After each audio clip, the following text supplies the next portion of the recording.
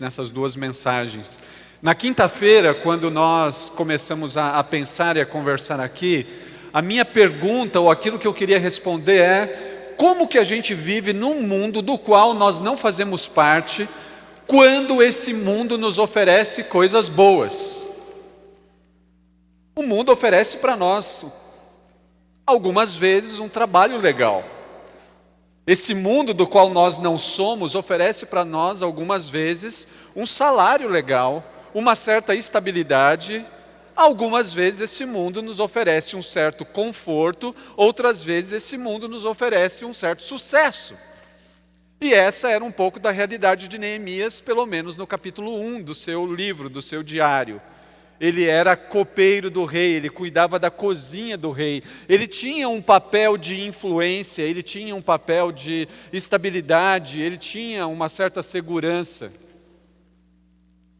Então a gente pensou sobre isso na quinta-feira, mas hoje a minha questão ela é diferente, e eu queria pensar como nós nos confortamos diante de um mundo que é malvado, que é mau, que é cruel, que é competitivo. Porque o mundo que nós vivemos é assim, ele é mau, ele é malvado, ele é cruel, ele é competitivo. E essa também é um pouco da realidade de Neemias durante o seu período de realização ali em Judá. A questão, queridos, gente boa, gente bonita, gente cheirosa que veio perfumado nessa manhã, é que o nosso mundo ele não apenas nos oferece coisas boas. O outro lado dessa moeda é o lado de que nós vivemos em um mundo que nos oferece coisas terríveis. E como então a gente se comporta diante desse mundo? De um lado, coisas boas, mas do outro lado, não só coisas boas, coisas horríveis, terríveis, cruéis, tristes. Como é que a gente vive? Eu acredito que talvez algumas pessoas já tenham percebido que o mundo é assim, que o mundo é mau, malvado, cruel e competitivo, e por isso, uma das palavras que eu mais tenho ouvido é essa: resiliência. Nós precisamos ser resilientes. Tem curso de como se tornar resiliente, e talvez aí uma definição a mais simples de todas que a gente pode pegar num dicionário é que resiliência é a capacidade de resistência de um material diante de um choque. Resiliência é a capacidade de defesa e recuperação perante fatores ou condições adversas. Nós temos que ser resilientes, porque o mundo é mau, é malvado, é cruel e é competitivo. Talvez a gente não consiga captar bem a ideia de resiliência, então eu trouxe uma imagem para que a gente entenda bem o que é resiliência. Isso daqui é um fato real. Esse é um dos caras mais provocativos do UFC, mas ele ganhou esse soco de um russo chamado Nurmagomedov. E esse cara não conseguiu se recuperar depois desse soco. Ele não foi tão resiliente quanto ele pensava que era. Mas talvez ser resiliente nos nossos dias tenha a ver exatamente com isso. O mundo não apenas nos oferece coisas boas.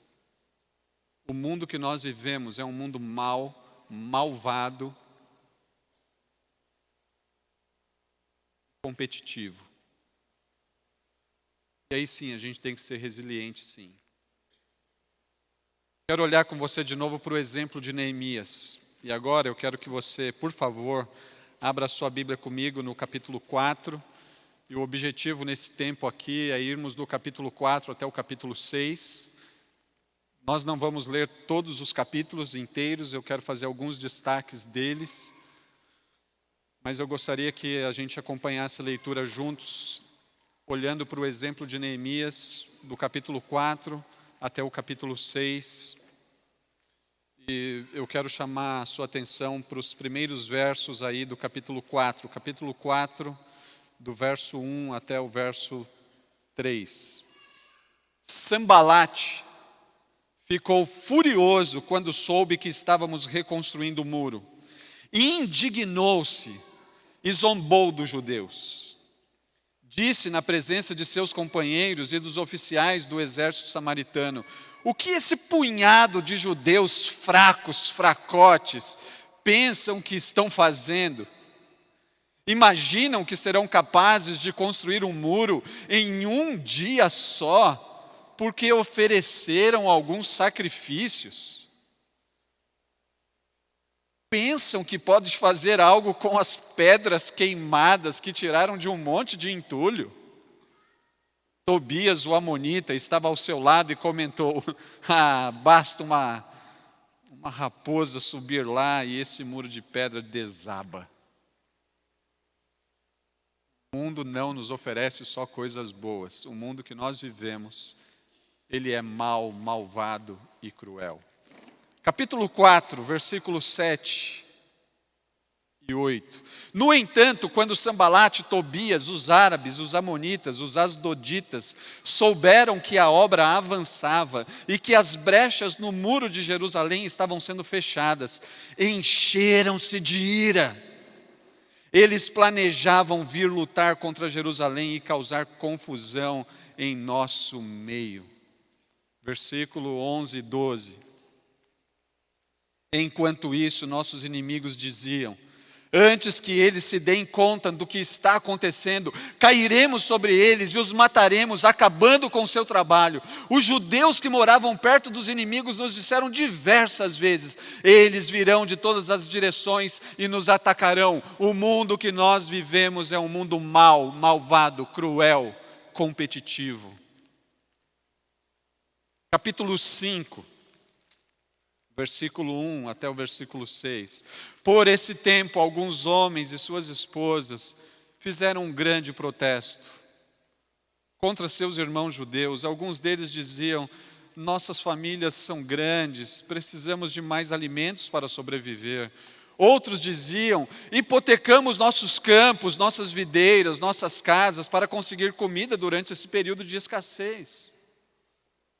Ainda outros diziam: tomamos dinheiro emprestado para pagar os impostos do rei sobre nossos campos e vinhedos. Somos da mesma família que os ricos e nossos filhos são iguais aos filhos deles. Contudo, somos obrigados a vender nossos filhos como escravos só para termos dinheiro suficiente para viver. Já vendemos algumas de nossas filhas e não há nada que possamos fazer, pois nossos campos e vinhedos agora pertencem a outros. O mundo que nós vivemos é mau, malvado, cruel e competitivo. Imagina essa cena do capítulo 5.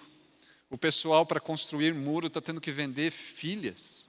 Eu nem pensar que eu venderia a Zoe, 6 anos de idade, de jeito nenhum. O mundo que a gente vive, ele é competitivo.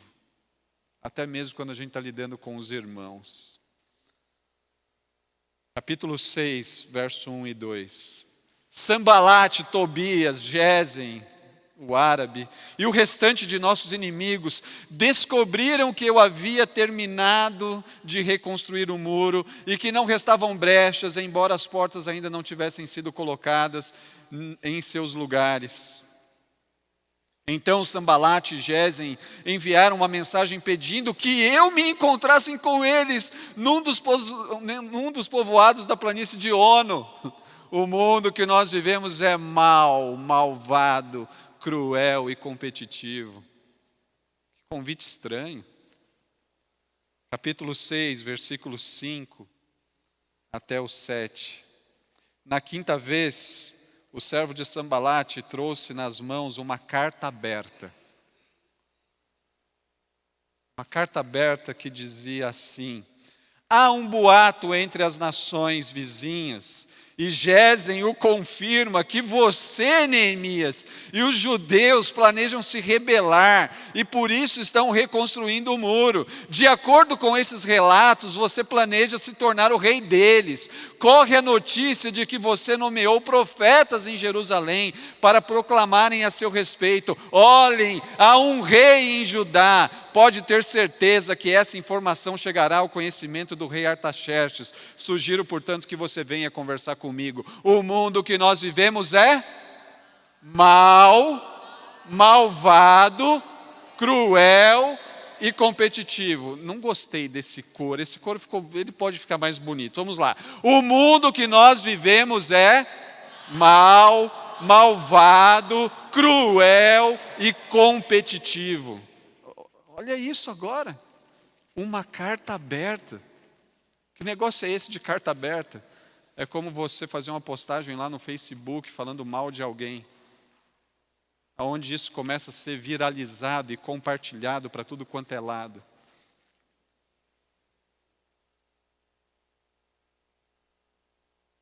Capítulo 6, verso 10.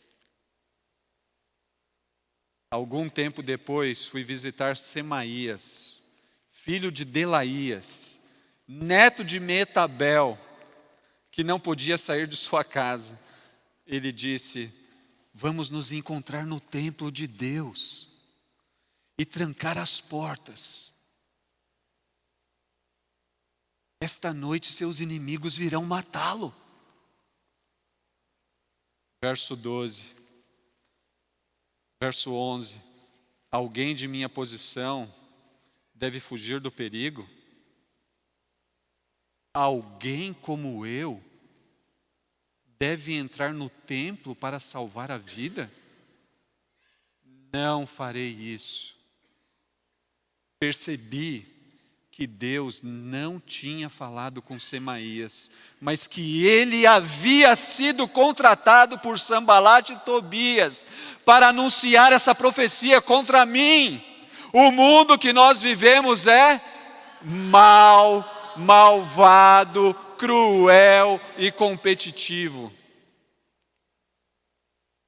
Esses caras, Sambalate, Tobias, Gesem, os árabes, eles estão pagando profetas para enganarem Neemias. Neemias, hoje à noite vão vir te matar, contrataram um pistoleiro, rapaz. Só tem uma chance de você fugir disso. Vamos entrar no templo. Que situação. Eu tentei montar uma tabela das leituras aqui, ela fica mais ou menos assim. Cada uma dessas dificuldades é como se fosse aquele soco que o McGregor levou do Nurman, daquele russo doido. Cada uma dessas dificuldades é como se fosse um soco que Neemias estava recebendo. Agora, o que me chama a atenção quando a gente olha para essa tabela aqui, a questão é o seguinte: como pode acontecer com um homem que está fazendo o bem? Neemias era aquele homem que estava lá em Suzã, num lugar confortável, seguro, com emprego bom, com estabilidade. Neemias era aquele homem que estava com a vida ganha, mas que abre mão da sua estabilidade para ir cuidar dos seus irmãos lá em Judá, em Jerusalém. É um homem que se dispõe a fazer o bem, é um homem que não apenas é bom, mas ele se dispõe a fazer o bem. É um homem que sai da estabilidade para viver em instabilidade. E tudo isso acontece com ele. Deboche. Bandozinho de judeu fraco, acha que vai construir um muro. E ainda acha que vai construir um muro com pedras queimadas. Esse bando de judeuzinho fraco não sabe o que está fazendo. Isso é deboche, isso é o bullying da época de Neemias. O cara dizendo: não, esse muro aí não vai dar nada. Se uma raposa passar entre as pedras, o muro cai. Raposa é animal pequeno, flexível até. Como é que isso é deboche, é bullying. Neemias é ameaçado. Hoje a gente vai invadir Jerusalém e nós vamos matar todo mundo. Vamos acabar com essa bagunça de construir muro. Se não bastasse isso, ainda tem uma reclamação lá do pessoal: olha, os nossos irmãos estão cobrando juros abusivos, 90% de juros ao ano, 70% de juros ao ano, é muita coisa. A gente já vendeu as terras, já vendemos filhos, a gente está vendendo até as filhas agora. Neemias, como é que você quer que a gente construa muro, mas a gente não tem o que comer? Além de levar soco de fora, leva soco de dentro. Esse homem agora, ele está tendo que lidar com uma situaçãozinha de, vem conversar com a gente aqui no piquenique em ONU. Mas espera aí, vocês queriam me matar ontem e agora estão me chamando para o piquenique? Que história é essa? Queria tirar o foco, desviar a atenção. Esse homem está sendo intimidado. A qualquer momento pode ser morto. E agora, se não bastasse, esse homem ele tem que lidar com uma situação de conveniência. Tem um profeta me dizendo que os meus inimigos vão me matar nesta noite. E a minha única saída é entrar onde eu não posso entrar, é fazer o que eu não posso fazer. Neemias, ele é um simples homem que está se dispondo a construir os muros de Jerusalém. Ele não é um sacerdote, ele não pode entrar no templo. Ele não pode pecar em nome de, se eu não pecar, eu não vivo. Imagine essa situação.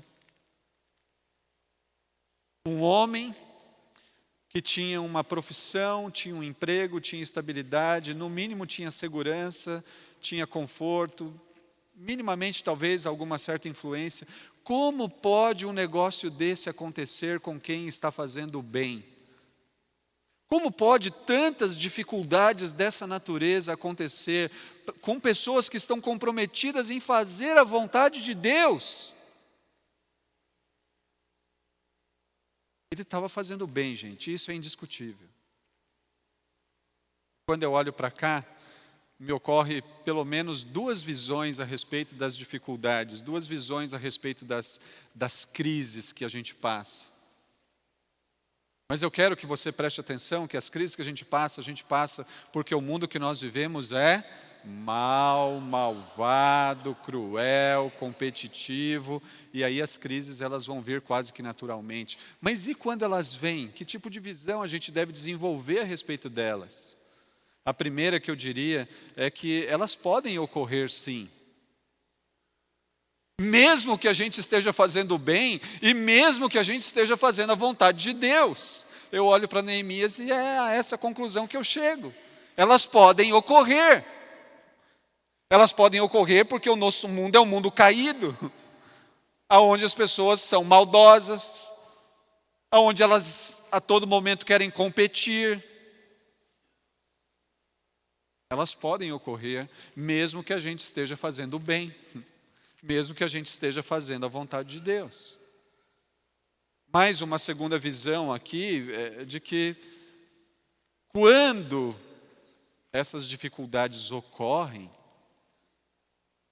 elas cumprem um propósito no plano soberano de Deus. Deus não está de olho fechado e fala assim, puxa, coitadinho de Neemias, eu não sabia que ele ia passar tudo isso lá em Judá, eu preciso apertar algum botão aqui. Não, mas as dificuldades elas cumprem um propósito no plano soberano de Deus. Deus não foi pego de surpresa, Deus não está sem o controle. Mas elas cumprem um propósito, elas cumprem um plano. E aí o que me passa pela cabeça é de pelo menos três. Às vezes, as dificuldades, as lutas, as crises, os socos, vão lapidando a nossa fé. É como se fosse lá o Michelangelo diante de um bloco de mármore. Daquele bloco de mármore, ele vai esculpindo, esculpindo, e sai o Davi.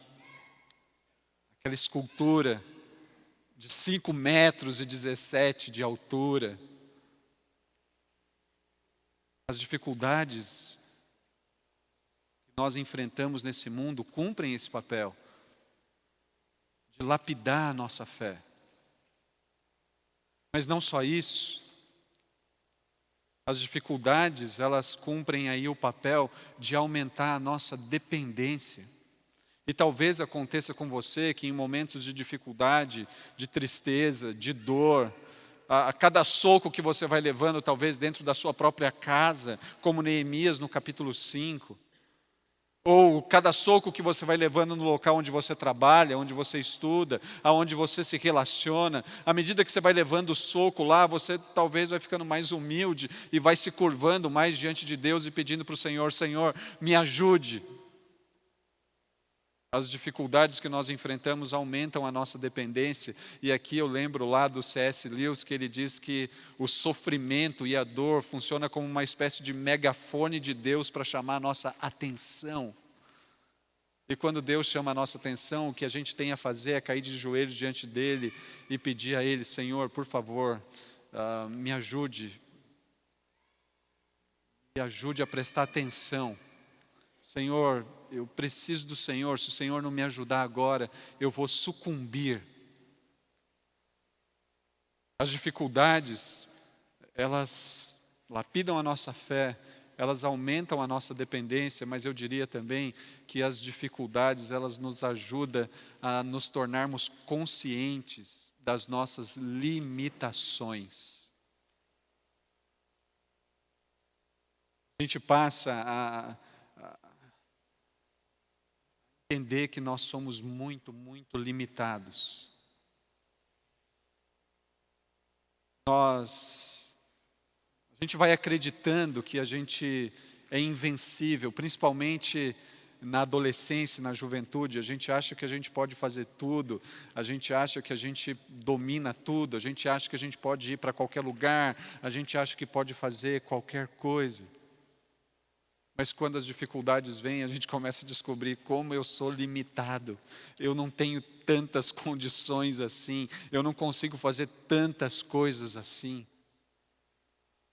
De uma certa maneira, nós olhamos para as dificuldades e a gente deveria agradecer a Deus. Não porque é gostoso passar por dificuldades, mas porque é muito bom passar pelas dificuldades, percebendo que elas servem para lapidar nossa fé, que elas servem para nos tornar mais dependentes, que elas servem até para nos tornar mais humildes.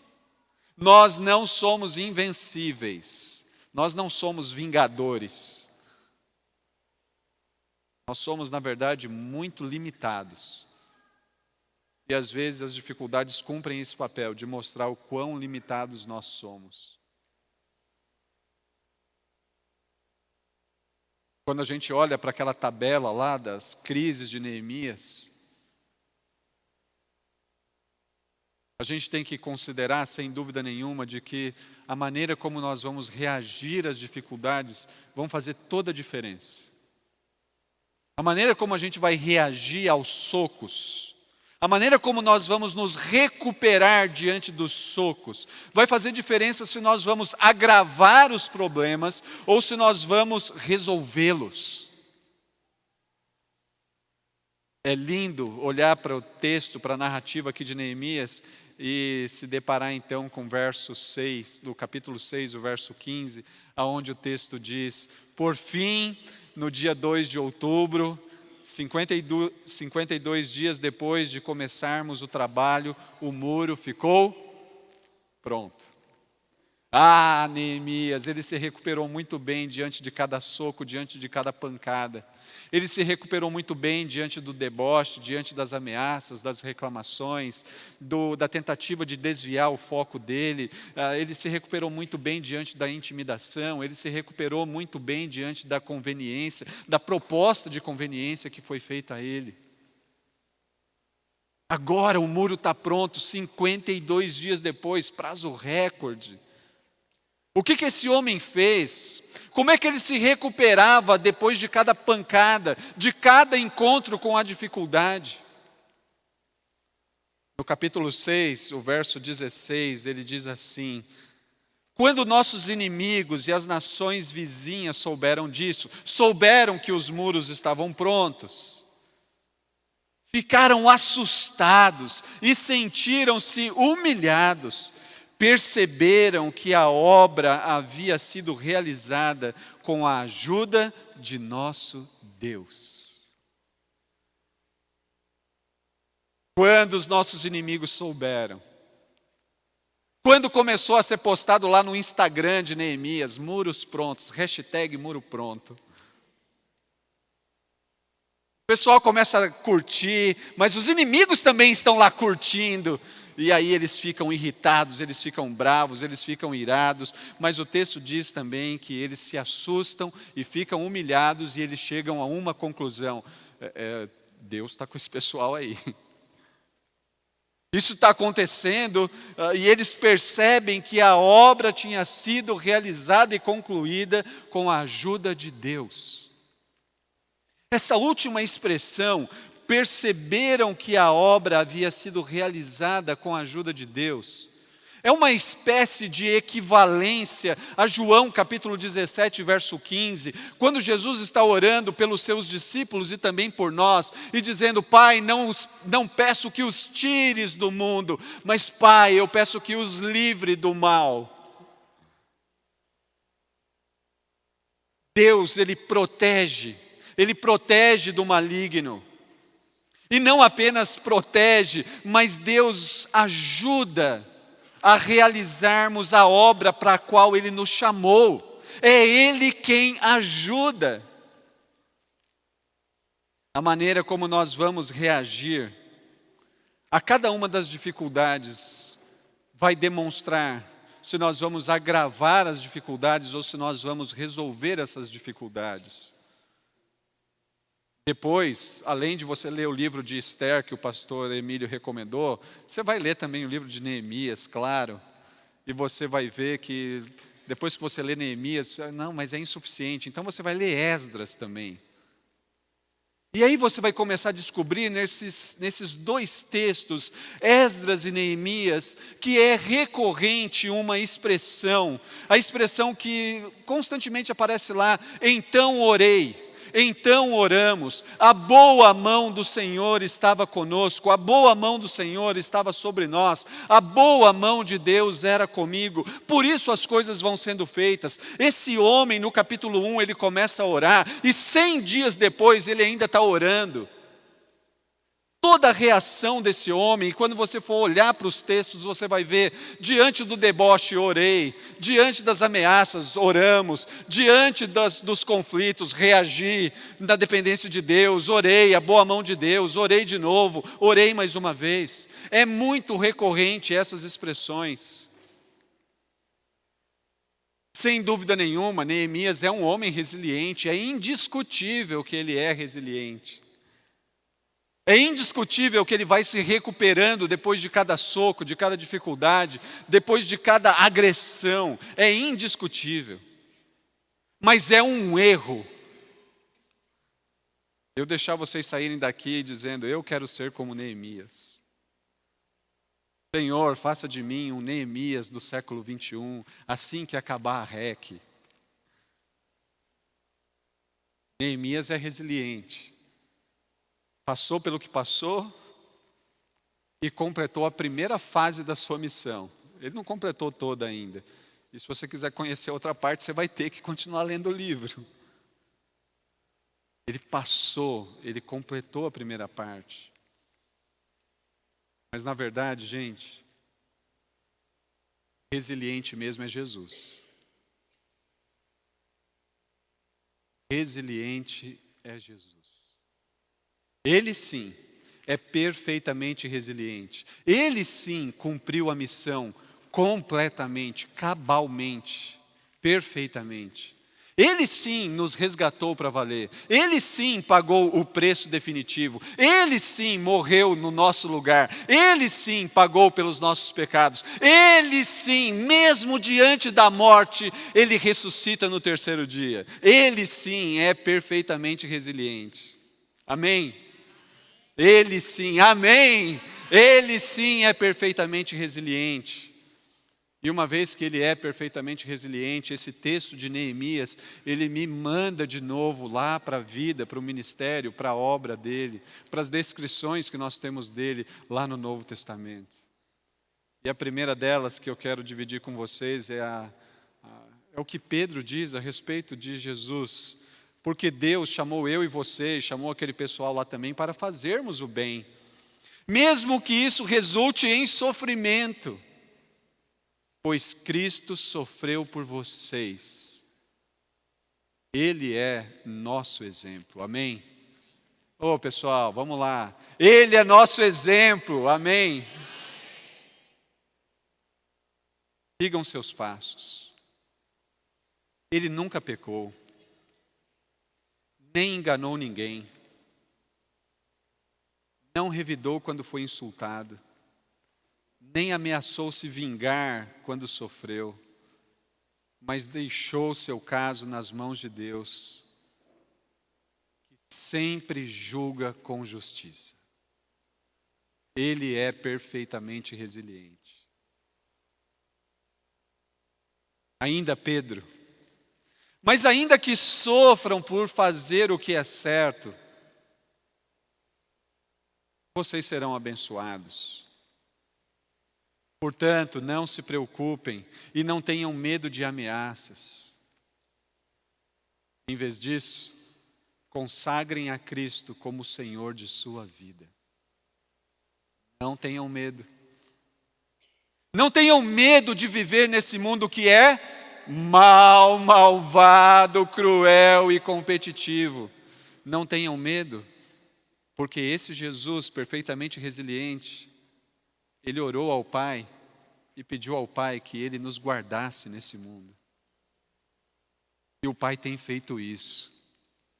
Ele tem feito isso. Ele tem feito isso. Não se preocupem. Nós não somos daqui, estamos aqui. E quando nós olhamos para o outro lado desse mundo, ele é mau, malvado, cruel. Não se preocupem, o Pai tem nos guardado. Ainda Pedro, portanto, se vocês sofrem porque cumprem a vontade de Deus, continuem a fazer o que é certo e confiem sua vida àquele que os criou, pois Ele é fiel. Somente quem é verdadeiramente resiliente pode nos fazer resilientes.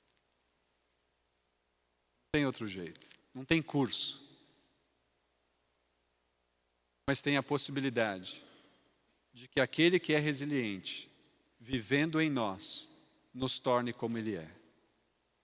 Talvez a gente esteja aqui, alguns de vocês estejam aqui, questionando algumas coisas, perguntando algumas coisas, fazendo tantos porquês. Talvez você esteja naquele momento onde você esteja pensando em desistir, esteja lá no fiozinho, porque tem levado tanto soco. Soco da vida, soco da família, soco dos amigos, no local de trabalho, está levando tanto soco. Talvez esteja passando pela sua cabeça que esse negócio de fé, vida cristã, evangelho, Jesus, não sei, eu acho que isso não dá. A pergunta de ontem, será que as minhas dúvidas significa que eu sou ou não sou? Talvez você esteja questionando tantas coisas. Talvez esse mundo mau, malvado, cruel e competitivo, ele esteja te enfeitiçando, talvez ele esteja te enganando, a ponto de você achar que as coisas vão bem para quem vive no esquema do mundo. Lembra lá de Neemias capítulo 1, verso 3? As coisas não vão bem. Mas a gente vive num mundo e a gente vai vendo as coisas e a gente vai percebendo, não, eu vou na REC, é a minha quinta vez na REC, eu não perdi uma REC desde que a REC começou. Mas eu só levo soco. Eu acho que não é isso, eu acho que eu tenho que desistir desse negócio. Talvez esse mundo mau, malvado, cruel e competitivo esteja te enganando, te enfeitiçando, e você esteja considerando, não é possível. As coisas vão bem para quem está no esquema desse mundo, mas isso é mentira, isso não é verdade. As coisas não vão bem para quem está longe de Deus, distante de Deus, e as coisas não acabarão bem para quem está longe e distante de Deus. Eu creio de todo o meu coração que Deus permitiu que você estivesse na REC neste ano para que você fosse, de uma certa maneira, exposto às suas limitações. Quem sabe Deus permitiu que você estivesse na REC neste ano para que com humildade e muita confiança diante de Deus, você suplique: Senhor, faça de mim alguém resiliente para a glória do teu nome, para o louvor da tua glória. Senhor, eu não estou mais aguentando, é muito soco, Senhor. Mas, Senhor, com muita humildade, com muita confiança, eu quero pedir ao Senhor que o Senhor faça de mim alguém que honre a Ti. Senhor, eu quero que o Senhor faça de mim alguém que Te ame. Senhor, faça resiliente para que a Tua glória seja vista na minha vida. Amém. Abaixe sua cabeça. O que você tem para falar para o Senhor nessa manhã? Talvez nessa manhã você tenha a oportunidade de dizer ao Senhor: Senhor,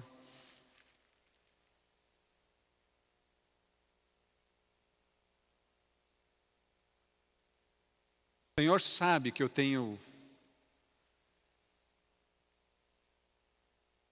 levado muito soco.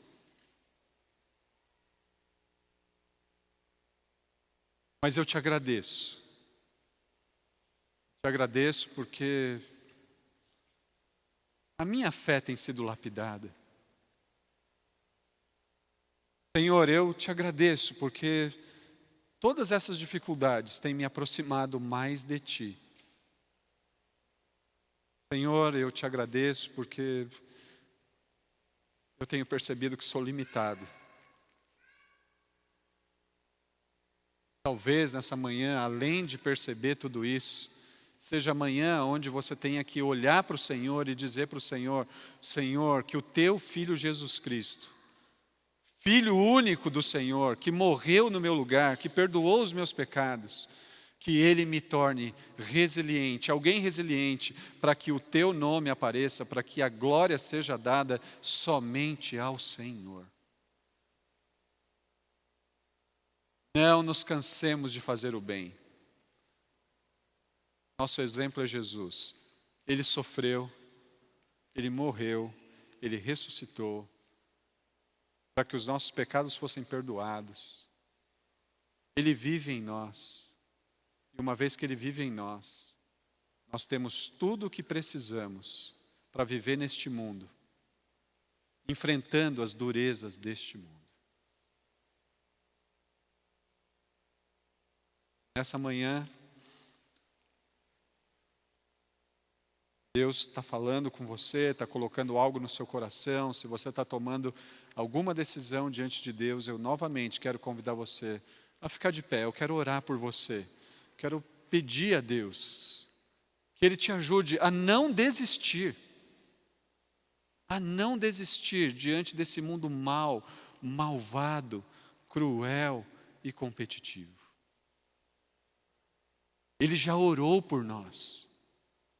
Ele pediu ao Pai por nós. E o Pai tem nos atendido. E eu quero orar por você, para que você confie naquilo que o Filho pediu ao Pai. Eu quero orar por você, para que você confie na realidade de que o Pai está cuidando de você. Senhor, nós estamos diante de Ti. E esses queridos estão de pé, dizendo algo para o Senhor. E eu louvo o Teu nome, porque Tu és o Deus que ouve as orações. E Senhor, muito obrigado pela oração do Teu Filho Jesus Cristo por nós, pedindo a Ti que o Senhor nos livrasse desse mundo mau, malvado, cruel, competitivo. Muito obrigado, Senhor, porque o Senhor tem atendido a oração do Teu Filho e tem nos ajudado a enfrentarmos esse mundo. Eu peço em nome de Jesus que esses queridos aqui confiem na realidade do pedido do Teu Filho e no fato de que o Senhor tem atendido este pedido. Senhor, que o Senhor nos faça resilientes para a glória, honra e louvor do Teu nome. Que a nossa vida nesse mundo, que a nossa vida de enfrentamento a este mundo, demonstre que o Senhor é o único e verdadeiro Deus. Senhor, que a nossa vida de enfrentamento a este mundo faça como aconteceu com aqueles inimigos de Neemias, que perceberam que a obra foi realizada porque o Senhor os ajudava. Que o Senhor nos ajude em cada etapa da nossa vida, que o Teu nome seja honrado, glorificado e exaltado para sempre. É o que nós te pedimos em nome de Jesus. Amém, amém e amém. Queridos, que Deus nos